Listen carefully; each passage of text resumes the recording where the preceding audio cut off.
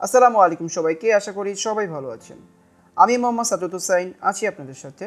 আজকে আবারও চলে আসলাম কম্পিউটার নেটওয়ার্ক ফান্ডামেন্টাল টিউটোরিয়াল নিয়ে।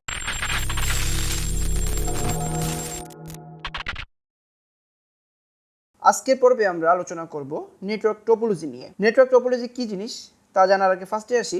আমরা কম বেশি দেখেছি যে একটা বিল্ডিং তৈরি করতে গেলে তার আগে কিন্তু একজন সিভিল ইঞ্জিনিয়ার সেই বিল্ডিংয়ের একটি ডিজাইন করে থাকেন।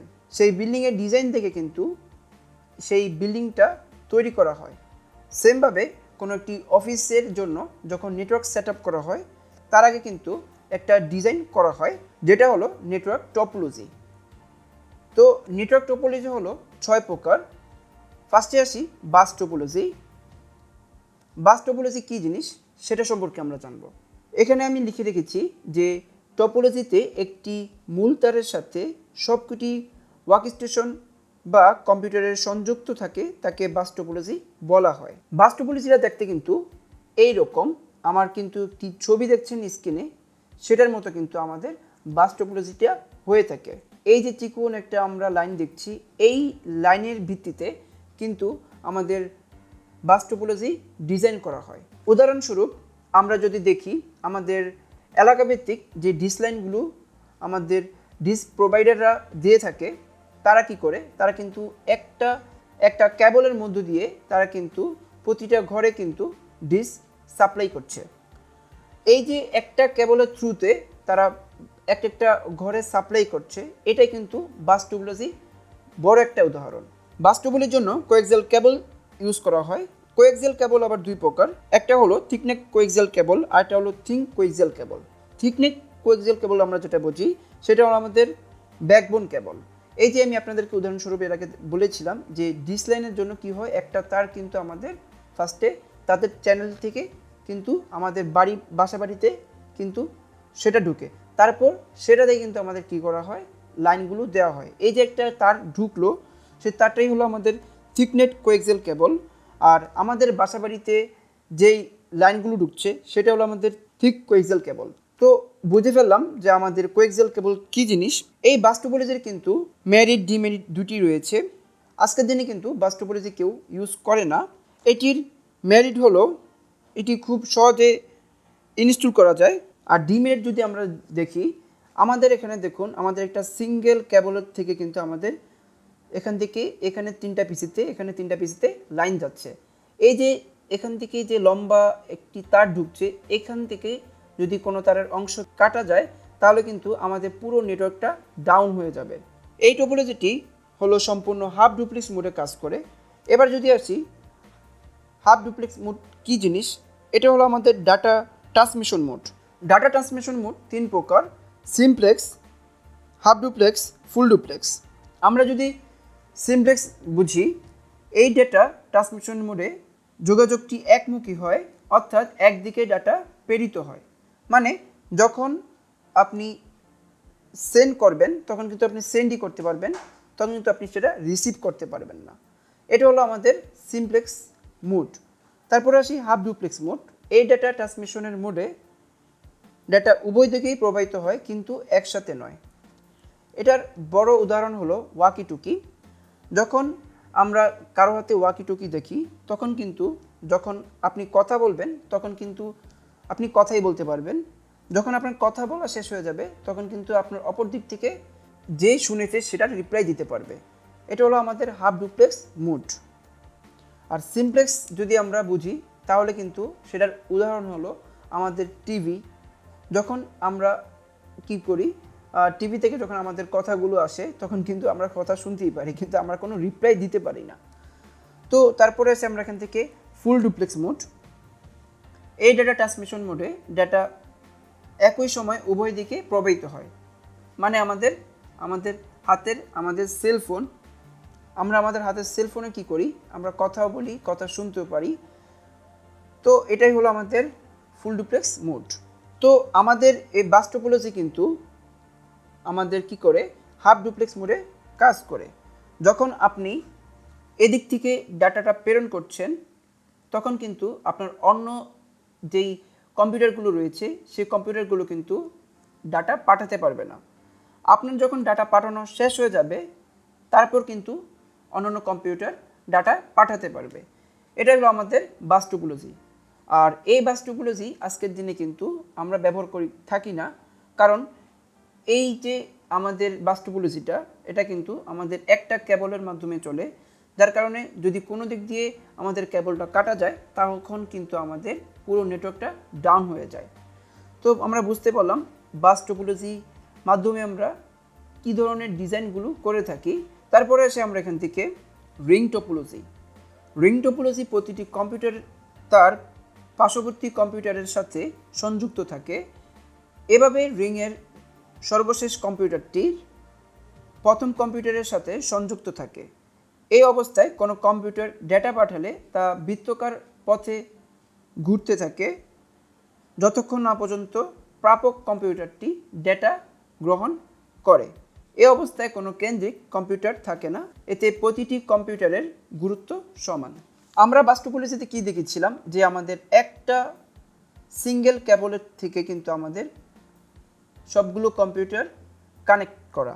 সেমভাবে এখানেও কিন্তু রিং টপোলজির মধ্যেও কিন্তু আমাদের একটা সিঙ্গেল কেবলের মাধ্যমে কিন্তু এখান থেকে সবগুলো পিসি কিন্তু কানেক্ট করা। তো এখানেও কিন্তু আমাদের বাস টপোলজির মতো যদি কোনো দিক দিয়ে তার কাটা যায়, মানে কেবল কাটা যায়, তাহলে কিন্তু আমাদের পুরো নেটওয়ার্কটা ডাউন হয়ে যাবে, যার কারণে পরবর্তীতে কিন্তু সেটা আপডেট হয়ে সেটা চলে আসে রিং টপোলজির মধ্যে। রিং টপোলজি বলতে আমরা যেটা বুঝি, এই যে আমরা এখান থেকে কি দেখছি, সেমভাবে কিন্তু আমাদের গোল বৃত্তর মধ্যে কিন্তু আমাদের সবগুলো কম্পিউটার কানেক্ট করা, কিন্তু এখানে কিন্তু আমাদের দুটো কেবলের মধ্যে দিয়ে কিন্তু পুরোটা নেটওয়ার্ক ডিজাইন করা রয়েছে। আমাদের যখন একটা কেবল কেটে যাবে, অল্টারনেটিভ কিন্তু আমাদের অন্য কেবলের মাধ্যমে কিন্তু ডাটাগুলো সেন্ড এবং রিসিভ করা যাবে।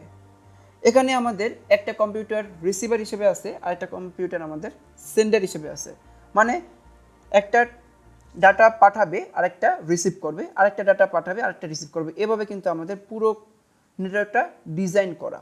তো আমরা বুঝতে পারলাম রিং টপোলজি কীভাবে আমাদের কাজ করে থাকে। আমাদের এখানে কিন্তু আমাদের দুটো কেবলের মধ্য দিয়ে কিন্তু ডাটা সেন্ড এবং রিসিভ হয়। আমাদের যখন একটা কেবল ডাউন হয়ে যাবে তখন পরের কেবলের মাধ্যমে কিন্তু আমাদের ডাটা সেন্ড এবং রিসিভ হবে। তো এখানেও কিন্তু আমাদের একটা সমস্যা থাকে যে যখন এই কম্পিউটারকে যখন ডাটা পাঠাবে তখন কিন্তু অন্যান্য কম্পিউটার কিন্তু ডাটা পাঠাতে পারবে না। তো যার কারণে কিন্তু এখানে কিন্তু আমাদের রিং টপোলজিটা এখন আর ওইভাবে ইউজ করা হয় না। এরপরে আবার আপডেট হয়ে চলে আসছে টোকেন রিং টপোলজি। এটার বড় উদাহরণ হলো আমরা বড় কোনো রেস্টুরেন্টে গেলে কি দেখি যে আমরা খাবার অর্ডার দেওয়ার পরে কিন্তু আমাদের একটা হাতের টোকেন দিয়ে দেয়, সেই টোকেনের মাধ্যমে কিন্তু আমরা খাবারগুলো রিসিভ করি। তো সেমভাবে এখানেও কিন্তু তাই হয়েছে যে যখন এই কম্পিউটারকে ডাটা পাঠাবে তখন কিন্তু ধরুন আপনি ডাটাটা পাঠাতে চাচ্ছেন, তখন কিন্তু আপনি এই টোকেনটা ধরে নেবেন, ধরে আপনার রিসিভারকে ডাটাটা পাঠাবেন। আবার যখন আপনার ডাটা পাঠানো শেষ তখন কিন্তু আপনি সেই টোকেনটা আবার ছেড়ে দিবেন। আবার যখন অপর কম্পিউটার যখন তার রিসিভারকে ডাটা পাঠাবে তখন কিন্তু সে আবার টোকেনটা হাতে নেবে। আবার যখন তার পাঠানো শেষ হয়ে যাবে এরপর কিন্তু সেও টোকেনটা ছেড়ে দিবে। এখানেও বড় সমস্যা রয়েছে যে সেমভাবে এখানেও কিন্তু একই সাথে সবগুলো কম্পিউটার একই সময় কিন্তু ডাটা সেন্ড করতে পারে না। এখানে যখন আপনি ডাটা পাঠাবেন তখন কিন্তু আপনি রিংটা হাতে নিলেন, অপর কম্পিউটার যখন ডাটা পাঠাবে তখন কিন্তু সে আর রিংটা হাতে পাবে না। আপনার ডাটা পাঠানো শেষ হওয়ার পর কিন্তু সে ডাটা পাঠাতে পারবে। তো যার কারণে কিন্তু টোকেন রিং এখন আর ইউজ হয় না ওইভাবে। এটা ইউজ হয় না বলতে তা না, আমাদের ছোট পরিসরে যে নেটওয়ার্কগুলো তৈরি হয় সেখানে কিন্তু আমাদের ring topology, token ring topology এগুলো কিন্তু আমাদের ইউজ করা হয়ে থাকে। তো আমরা বুঝে নিলাম রিং টপোলজি কি। তারপরে আসি স্টার টপোলজি, যে টপোলজি একটি কেন্দ্রিক নিয়ন্ত্রণকারী কম্পিউটার বা হস্ত কম্পিউটারের সাথে অন্যান্য কম্পিউটার সংযুক্ত করে নেটওয়ার্ক গড়ে তুলে তাকে স্টার টপোলজি বলে। স্টার টপোলজি বলতে আমরা যেটা বুঝি সেটা হলো আমরা হাবের মাধ্যমে যে ডাটা সেন্ড এবং রিসিভ করি সেটাই হলো আমাদের স্টার টপোলজি। আমি যদি প্র্যাকটিক্যালি দেখি, এখানে দেখছেন আপনি আমার স্ক্রিনে থাকা ছবিটিতে, এটা হলো আমাদের হাব। এই হাব থেকে কিন্তু আমাদের বিভিন্ন পোর্টের মাধ্যমে কিন্তু আমরা ডাটাগুলো সেন্ড করছি। এগুলো হলো আমাদের এক একটা পোর্ট হলো আমাদের ইথারনেট পোর্ট। এই পোর্টগুলো আমাদের ইউটিপি কেবলের মাধ্যমে কানেকশন করা রয়েছে। ইউটিপি কেবল বলতে আমরা যেটা বুঝি আনশিল্ডেড টুইস্টেড পেয়ার কেবল। এই যে আমরা দেখতে পাচ্ছি আমার স্ক্রিনে থাকা আনশিল্ডেড টুইস্টেড পেয়ার কেবল। আমরা বাসা বাড়িতে যেই আমরা কেবলগুলো দেখি সেগুলো হলো আমাদের ইউটিপি, যেটা হলো আনশিল্ডেড টুইস্টেড পেয়ার কেবল। তো আনশিল্ডেড টুইস্টেড পেয়ার কেবল নিয়ে আমরা আরও সামনে বিস্তারিত দেখব। তো এই যে আমরা হাবের মাধ্যমে কিন্তু এই টুইস্টেড পেয়ার কেবল ইউজ করে আমরা আমাদের তথ্য আদান প্রদান করে থাকি। প্রতিটা কম্পিউটারে কিন্তু আমাদের ল্যান্ড পোর্ট থাকে। এই ল্যান্ড পোর্টগুলোতে আমাদের কিন্তু RJ45 কানেক্টরের মাধ্যমে কিন্তু আমরা কানেকশনগুলো দিয়ে থাকি। RJ45 এর ফুল মিনিং হলো রেজিস্টার জ্যাক।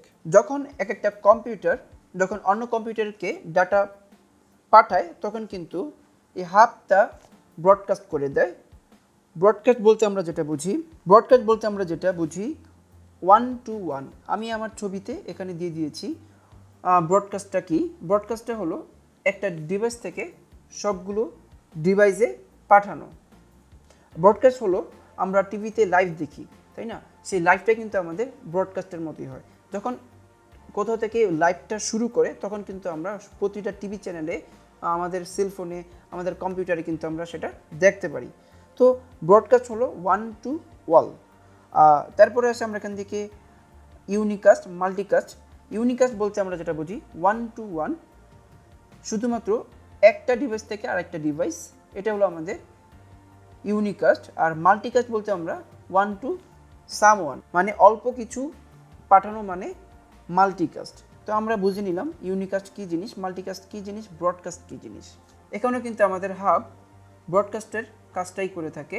আমরা যখন এক কম্পিউটার থেকে অন্য কম্পিউটারে ডাটা পাঠাই তখন কিন্তু হাব সবগুলো কম্পিউটারকে ব্রডকাস্ট করে দেয়। সবগুলো কম্পিউটারের কাছে যখন ব্রডকাস্ট করে দেয়, সবগুলো কম্পিউটার কিন্তু চেক করে ডাটাটা তার কিনা। যখন তার হয়ে থাকে তখন সে রিসিভ করে, বাকিগুলো আর রিসিভ করে না। এটাই হলো হাবের কাজ। আর এই হাব কিন্তু হাফ ডুপ্লেক্স মোডে কাজ করে থাকে। তো আমরা ইতিমধ্যে বুঝে ফেললাম যে স্টার টপোলজি আমাদের কিভাবে কাজ করে।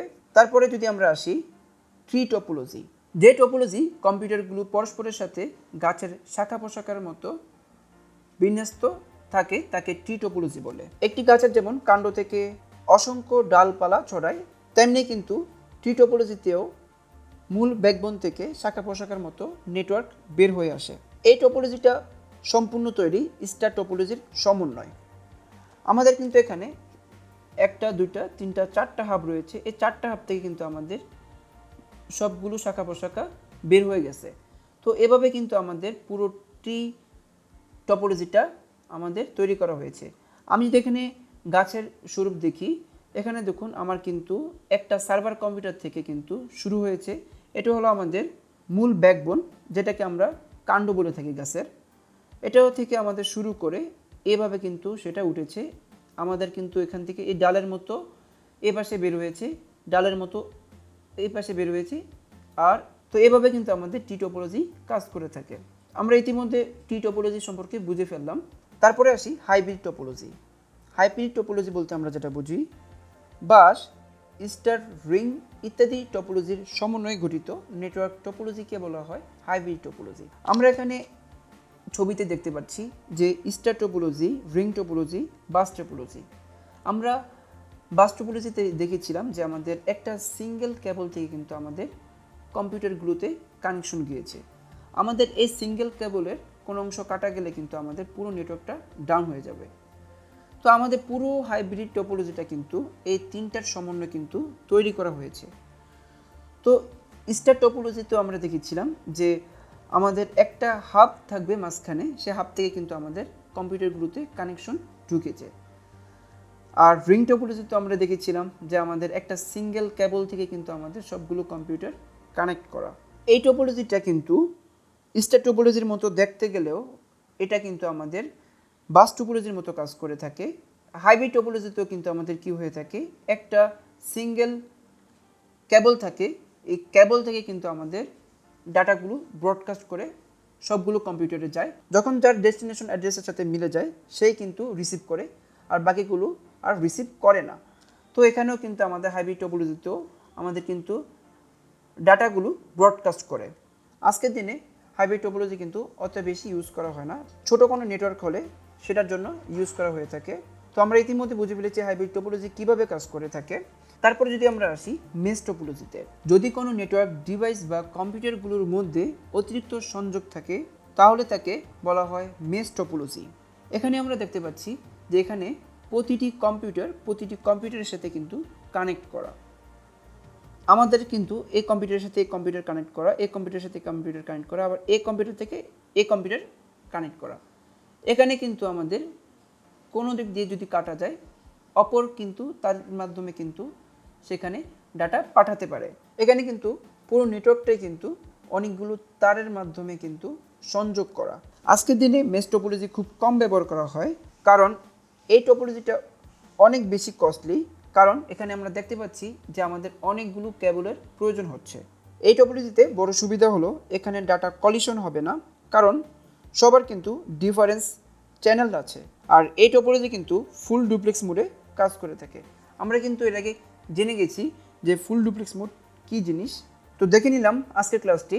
আজকে আমরা আলোচনা করেছি নেটওয়ার্ক টপোলজি নিয়ে। আমাদের নেটওয়ার্ক টপোলজি কিন্তু 6টি ভাগে ভাগ করা হয়েছে: bus topology, ring topology, star topology, tree topology, hybrid topology, mesh topology. তো আজকের ক্লাসটি এই পর্যন্তই। ভিডিওটি কেমন লেগেছে অবশ্যই কমেন্ট করে জানান। আর যারা এখনও সাবস্ক্রাইব করেন নাই অবশ্যই সাবস্ক্রাইব করুন, আর ভালো লাগলে অবশ্যই লাইক বাটনে গিয়ে একটি লাইক দিয়ে যাবেন। তো আজ এই পর্যন্তই, ফিরবো পরের কোনো ভিডিও নিয়ে। সবাই ভালো থাকবেন, সুস্থ থাকবেন। আল্লাহ হাফেজ।